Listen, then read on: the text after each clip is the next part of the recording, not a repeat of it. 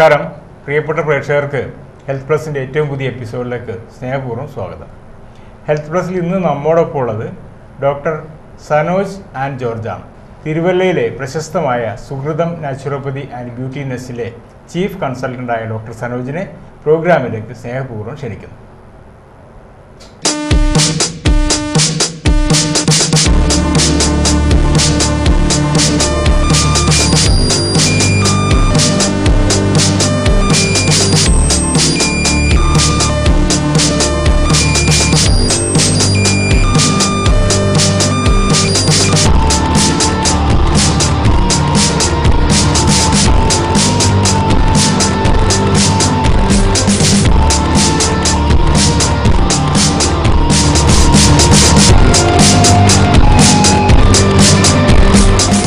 Doctor, ഇന്ന് നമ്മൾ ധാരാളമായിട്ട് കേട്ടുകൊണ്ടിരിക്കുകയാണ്. നമ്മൾ നാച്ചുറോപ്പതി അഥവാ പ്രകൃതി ചികിത്സാ രംഗത്ത് ധാരാളം പുരോഗതി ഉണ്ടായിക്കൊണ്ടിരിക്കുന്നു. കൂടുതൽ ആളുകൾ ഈ ഒരു സെക്ടറിലേക്ക് ആകർഷിക്കപ്പെടുന്നു. ഒരുപക്ഷെ എനിക്ക് തോന്നുന്നു ഏറ്റവും പ്രകൃതിദത്തമായിട്ടുള്ള ഒരു മേഖല അഥവാ ആരോഗ്യ സൗഖ്യത്തിന് ഉതകുന്ന ഒരു മേഖല എന്നുള്ളതുകൊണ്ടായിരിക്കാം അതിലേക്ക് കൂടുതലായിട്ട് വരുന്നത്. അതിൽ തന്നെ നമ്മുടെ ബ്യൂട്ടി കെയർ ആ ഒരു രീതിയിൽ എനിക്ക് തോന്നുന്നു കേരളത്തിൽ തന്നെ കുറച്ച് പേര് ഡോക്ടറടക്കമുള്ള വളരെ അപൂർവം പേര് അതിലുള്ളെന്ന് തോന്നുന്നു. അപ്പോൾ എന്തൊക്കെ ചികിത്സകളാണ് സാധാരണ നമ്മൾ അവിടെ ചെയ്തുകൊണ്ടിരിക്കുന്നത്? ഇപ്പം ബ്യൂട്ടി കെയറിന് നമ്മൾ പ്രകൃതി ചികിത്സ സൗന്ദര്യ സംരക്ഷണം നമ്മൾ ചെയ്തുകൊണ്ടിരിക്കുന്നത് ഇപ്പം മുടി ഒഴിച്ചിൽ, താരന്, പിന്നെ മുഖത്തെ പാടുകൾ, പിന്നെ അതുപോലെ ഇപ്പം മാനിക്കർ, പെഡിക്കർ എന്ന് പറയുമ്പോൾ അത് പച്ചമരുന്ന് കൊണ്ടാണ് നമ്മളത് ചെയ്യുന്നത്. മൊത്തം ഈ പച്ചമരുന്ന് മാത്രം ഉപയോഗിച്ചുകൊണ്ടുള്ള ചികിത്സാ രീതിയാണ് അല്ലേ? പച്ചമരുന്ന് എന്ന് പറയുമ്പോൾ ഇപ്പം ഫ്രഷായിട്ട് ഇപ്പോൾ നമ്മളിപ്പോൾ ഒരു ചെടി, അതായത് ഇപ്പം വേപ്പില നമ്മൾ എടുത്താൽ ആ വേപ്പില അതോടെ റൂട്ട്, സ്റ്റെമ്മ്, കായ, സീഡ്സ്, അപ്പോൾ ഇത് മൊത്തം പച്ചക്കായിട്ട് അരയ്ക്കുക. അങ്ങനെ അരച്ചാൽ അല്ലാതെ ഉണക്കിയോ ഒന്നുമല്ല, ഫ്രഷായിട്ട്. ആയുർവേദത്തിൽ നമ്മൾ പലപ്പോഴും കാണാറുള്ളത് കൂടുതൽ ഉണങ്ങിയ. അതെ. അപ്പം അതുകൊണ്ട് ആ ഫ്രഷായിട്ടുള്ള, അതായത് 52 കൂട്ടം 42 കൂട്ടം, അപ്പോൾ അതാണ് നമ്മൾ അരച്ച് അന്നേരം ഇമ്മീഡിയറ്റ്ലി പേഷ്യൻസിൻ്റെ മുഖത്ത് അല്ലെങ്കിൽ തലയിലാണെങ്കിൽ തലയിൽ എവിടെയാണെന്ന് വെച്ചാൽ അപ്ലൈ ചെയ്യുക. അങ്ങനെയാണ് അതിൻ്റെ നമ്മളിപ്പോൾ പൊയ്ക്കൊണ്ടിരിക്കുന്നത് ട്രീറ്റ്മെൻറ്റ്. ഡോക്ടർ, എന്തുകൊണ്ടാണ് ഈ ഒരു ബ്യൂട്ടി കെയർ എന്നുള്ള കൺസെപ്റ്റിലേക്ക് മാത്രമായിട്ട് കൂടുതൽ കോൺസെൻട്രേഷൻ ചെയ്യുന്നത്? നേരത്തെ എല്ലാവിധ ചികിത്സയും ചെയ്തുകൊണ്ടിരുന്ന ആളാണോ? ആണോ ഇപ്പോഴും എല്ലാ ചികിത്സയും ഉണ്ട്. പക്ഷെ പ്രകൃതി ചികിത്സയിലെ സൗന്ദര്യ സംരക്ഷണം ഇപ്പം അത് ആരും ഇറക്കാത്തതുകൊണ്ട് ഞാൻ അതിൽ നിന്ന് നമ്മൾ അതെ. അപ്പം ഞാനത് തന്നെത്താനെ നമ്മൾ അത് പഠിച്ചെടുത്ത് ഓരോന്ന് നമ്മൾ തന്നെ നോക്കും. ഓരോ ഡിസീസിന് എങ്ങനെയാണ് മുടി ഒഴിച്ചിലാണെങ്കിൽ അത് നമ്മൾ ആദ്യം ട്രൈ ചെയ്ത് ഒരു വർഷങ്ങളായിട്ട് ട്രൈ ചെയ്ത 10-16 വർഷം ആയി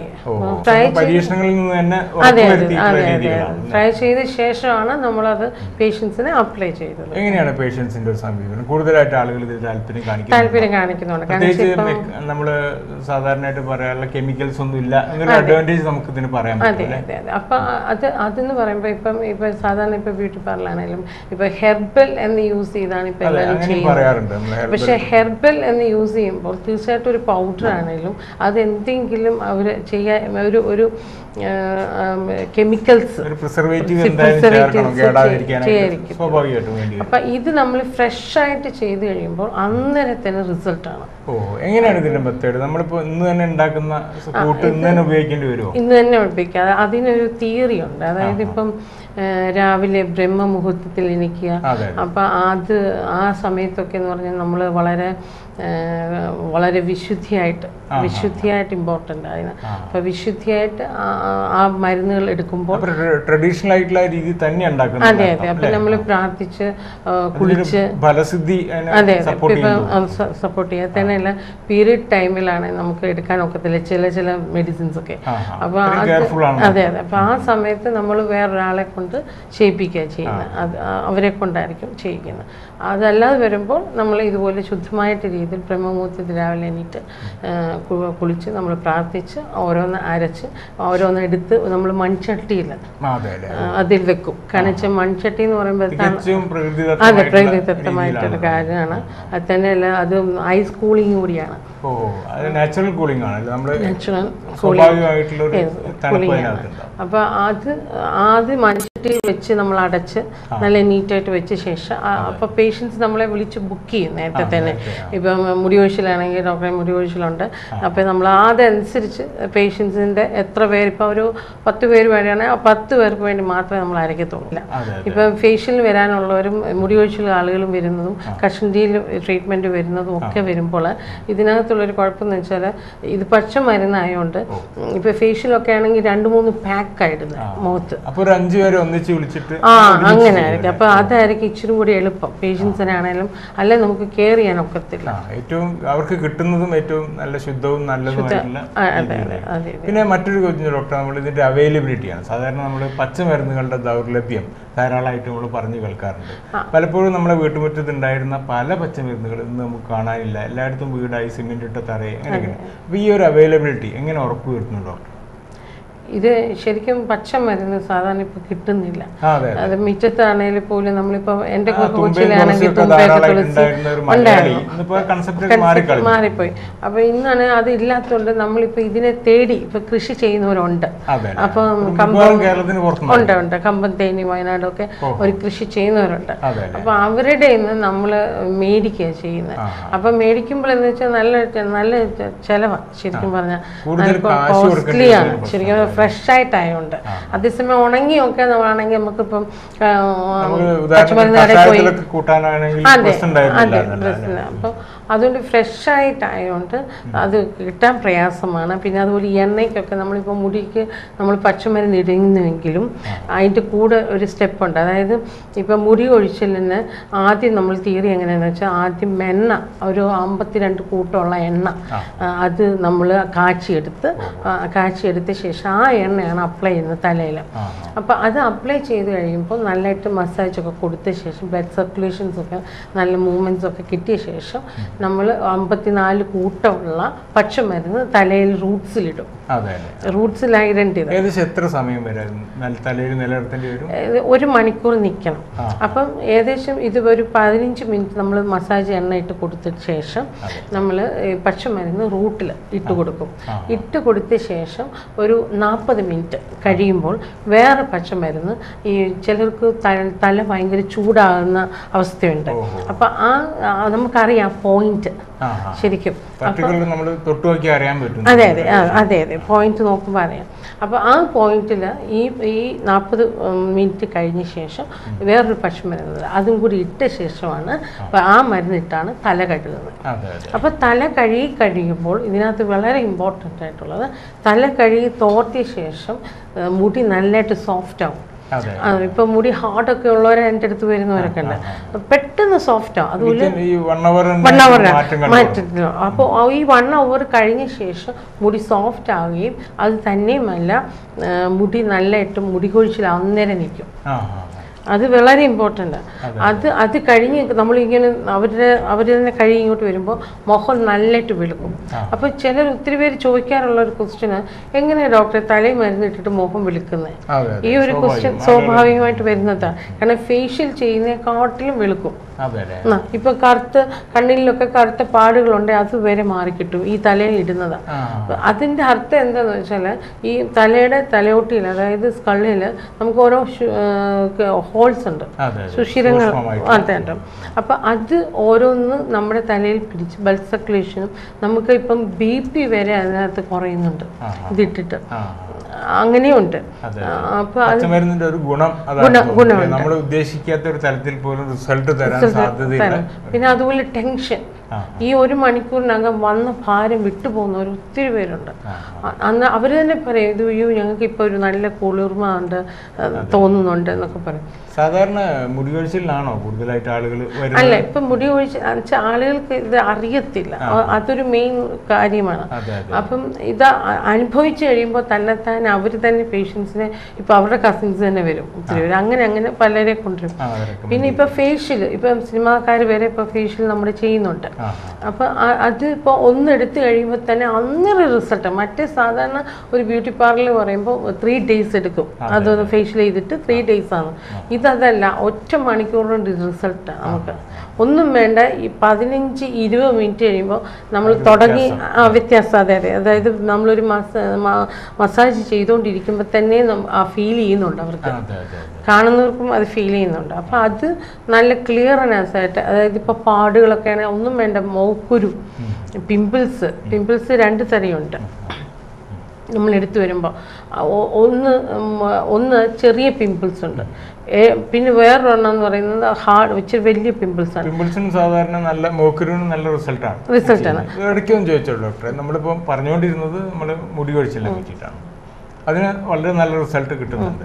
സാധാരണ മുടി കൊഴിച്ചിലിന് പ്രധാനമായിട്ട് കാരണങ്ങൾ എന്താണെന്ന് സൂചിപ്പിക്കാവും? നമ്മുടെ ഈ ഇന്നത്തെ ഒരുപാട് ആളുകൾ അത് പ്രതീക്ഷിക്കുന്നുണ്ടാവും പ്രോഗ്രാം കാണുമ്പോൾ. എന്ത് ശ്രദ്ധിച്ചാലാണ് നമുക്കത്? മുടി കൊഴിച്ചിലിൻ്റെ ഏറ്റവും പ്രധാനമായിട്ടൊരു കാരണം എന്ന് പറയുന്നത് ഇന്നത്തെ ലൈഫ് സ്റ്റൈല് വ്യത്യാസമുണ്ട്. അതായത് 2 നേരം കുളിക്കണം, അത് ഇമ്പോർട്ടൻ്റ്. ഒരുപക്ഷെ മലയാളിക്ക് മുമ്പ് ഉണ്ടായിരുന്ന ഒരു സ്വഭാവമായിരുന്നു, ഇടയ്ക്ക് എപ്പോഴും വെച്ചിട്ട് നമുക്ക് നഷ്ടപ്പെട്ടു. അതെ. അത് തന്നെയല്ല, 2 നേരം കുളിക്കുക എന്ന് പറയുമ്പോൾ തല നനച്ച് ദേഹവും കൂടി നനയ്ക്കണം. അല്ലാതെ സ്ത്രീകളൊക്കെ ചെയ്യുന്നത് രാവിലെ കുളിച്ചിട്ട് വൈകിട്ട് ദേഹം മാത്രം കഴുകും എന്ന് പറയും. അത് തെറ്റാണ്. എന്നുവെച്ചാൽ ദേഹത്തെ ചൂട് തലയിൽ കയറും. അതിന് തല കഴുകി ദേഹവും കൂടി കഴുകാൻ പറയുന്നത്. അത് വളരെ ഇമ്പോർട്ടൻ്റ് ആണ്. പിന്നെ പലപ്പോഴും നമുക്ക് കിട്ടുന്ന വെള്ളത്തിന്റെ ഒരു പ്രശ്നം കൂടി ഉണ്ടാവും. ഇപ്പം ചിലർ ചോദിക്കും, കിണറില്ലാത്ത ഭവനങ്ങളുണ്ട്, അപ്പൊ അവര് ആശ്രയിക്കുന്നത് ഇപ്പൊ ഈ വാട്ടറാണ്. അപ്പൊ അങ്ങനെ വരുമ്പോൾ നമ്മൾ അവരോട് പ്രത്യേകം പറയും വെള്ളം പിടിച്ചു വെക്കാൻ. പിടിച്ചു വെച്ച്, അതായത് രാവിലെ തന്നെ പിടിച്ചു വെച്ചാൽ വൈകിട്ടത്തെ കുളിക്കാൻ പറ്റും. അപ്പോൾ അത്രയേറെ അടിയിലത്തെ ഇതെടുക്കരുത്, വെള്ളം ഒഴിച്ചു വരും, മേളിലുള്ള വെള്ളം എടുത്ത് യൂസ് ചെയ്യാൻ പറയും. അത് നല്ല റിസൾട്ട് ഉണ്ട് അതിന്. അതെ, വെള്ളത്തിന്റെ ഒരു കാരണം. പിന്നെ പ്രധാനമായിട്ടുള്ള ഡാൻഡ്രഫ്, അതായത് താരൻ. തീർച്ചയായിട്ടും താരനാണെങ്കിൽ 2 ടൈപ്പ് ഉണ്ട്. പൊടിത്താരനുണ്ട്, വലിയ താരനുണ്ട്. അപ്പൊ ഈ ആളുകൾ ധരിച്ചു വെച്ചേക്കുന്നത് ഇപ്പം തലയിൽ ചൊറിഞ്ഞു കഴിഞ്ഞാൽ പൊടിയായിട്ടുള്ളത് ശ്രദ്ധിക്കത്തില്ല.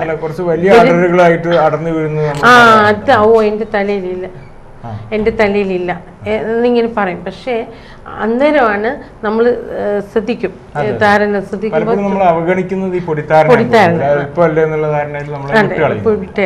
അപ്പൊ ഈ പൊടിത്താരന് വന്നാൽ വളരെ ഡേഞ്ചറസ്. അപ്പൊ അത് ശരിക്കും ഒരു വ്യക്തിക്ക് ഒരു വീട്ടിൽ താരം വന്നാൽ തീർച്ചയായിട്ടും ഇപ്പൊ ഭാര്യ ഭർത്താവ് ബന്ധമാണെങ്കിൽ തീർച്ചയായിട്ടും ഭാര്യയ്ക്ക് വന്നാൽ ഭർത്താവിന് വന്നിരിക്കും. അങ്ങനെയുണ്ട്, അതുകൊണ്ട് കഴിച്ച് ശരിക്കും ഇതിനകത്തൊരു വലിയ പ്രധാനമായിട്ടൊരു കാര്യം, നമ്മൾ നല്ലതായിട്ട്, അതായത് ശുദ്ധമായിട്ട്, അതായത് 2 നേരം കുളിക്കുകയും അമിത ചൂട് വരാതെ സൂക്ഷിക്കണം. പിന്നെ വിറ്റാമിൻസ് ശരീരത്തിലെ മെയിനായിട്ടുള്ളത് ഇപ്പം അയൺസ്, പ്രോട്ടീൻസ്, ഇതൊക്കെ ശരിക്കും അത് വെജിറ്റബിൾ തന്നെ കഴിക്കണം. അതായത് 1 നേരം ചീര കൂട്ടണം, ഇലവർഗ്ഗങ്ങൾ 1 നേരം ഉൾപ്പെടുത്തണം. മാറിക്കഴിഞ്ഞു. അപ്പൊ അതിനെന്ത് ചെയ്യുന്ന വെച്ചാൽ ഇന്നിപ്പോ ചുമന്ന ചീരയാണെങ്കിൽ നാളെ പച്ച ചീര എടുക്കുക, അതിന്റെ പിറ്റേ ദിവസം പാലക്കിന്റെ ചീര ഇടുക. അപ്പൊ അതൊരു നമുക്കൊരു മടുപ്പ് തോന്നത്തില്ല, എടുക്കുക. പിന്നെ അവിയൽ ദിവസം കൂട്ടുന്നത് നല്ലത്, അത് എല്ലാം അതിനകത്ത് ഇൻക്ലൂഡ് ആവുന്നുണ്ട്. അതുകൊണ്ടാണ് ദിവസം കൂട്ടാൻ പറയുന്നത്. പിന്നെ അതുപോലെ സലാഡ്, നമ്മളത് പച്ചക്കറി സലാഡ് വേവിക്കാത്ത കഴിക്കണം, അത് ഇമ്പോർട്ടൻ്റ് ആണ്. ഇപ്പൊ ക്യാരറ്റ് നല്ലതായിട്ട് കഴിക്കണം, ബീട്രൂട്ട്. അപ്പോൾ ഈ ഒരു ചേഞ്ച് തന്നെ നമ്മളിപ്പോൾ ഒരു മാംസാഹാരമായിട്ടുള്ള ഒരു രീതിയിൽ നിന്ന് ഉടനെ പച്ചക്കറി കഴിക്കുന്ന രീതിയിലേക്ക് മാറുമ്പോൾ തന്നെ ഈ താരന് ഇത് കോൺട്രിബ്യൂട്ട് ചെയ്യും, കുറയും. പക്ഷെ അതിപ്പോൾ ട്രീറ്റ്മെന്റ് എടുത്ത ശേഷം എന്തൊക്കെയുള്ളൂ. കാരണം വൺസ് ഇറ്റ് ഈസ് താരം വീണ് കഴിഞ്ഞാൽ അത് ട്രീറ്റ്മെന്റ് എടുക്കാതെ പോകത്തില്ല. അത് കഴിഞ്ഞിട്ട് പിന്നെ ഈ കൺട്രോളിൽ വരുമ്പോൾ നമ്മൾ തന്നെ പറഞ്ഞു കൊടുക്കുന്നുണ്ട് എങ്ങനെ കുളിക്കണം, എങ്ങനെ രീതി വേണം. അപ്പോഴത്തേനും അത് ക്യൂറായി മൊത്തമായിട്ട് പോകുന്നുണ്ട്. ഇല്ല, അത് ആ ഒരു കൺസെപ്റ്റ് തെറ്റാണ്.